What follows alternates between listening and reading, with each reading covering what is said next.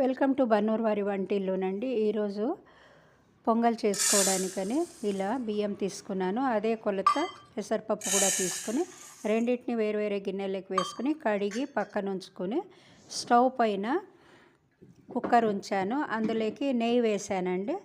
నెయ్యి తగినంత వేసుకోవచ్చు. దాంతోపాటు జీడిపప్పు, తర్వాత ద్రాక్ష కూడా వేసాను. పచ్చిమిర్చి వేస్తున్నా. వీటిని కొద్దిగా వేయించుకొని తర్వాత జీలకర్ర స్పూను, 1/4 స్పూన్ అంతా మిరియాల పొడి, పసుపు వేసేసానండి.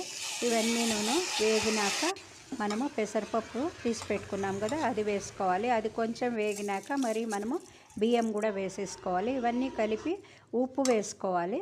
తర్వాత 6 నీళ్ళు వేసుకోవాలండి. అంటే ఇవి 2 కప్పులు అంటే దానికి 3 అంతలు, లేదా 1 కప్పు బియ్యం లెక్క పెట్టుకున్నారంటే 6 అంతా నీళ్ళు వేసుకోవాలి. ఇలా 3 విజిల్కి ఉంచామంటే మన పొంగల్ చాలా బాగా అయిపోతుంది.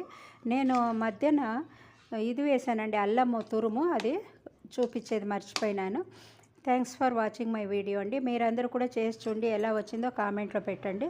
లైక్ చేయండి, షేర్ చేయండి. కొత్త వాళ్ళు అయితే సబ్స్క్రైబ్ చేయడం మర్చిపోకండి. Thanks for watching my video అండి.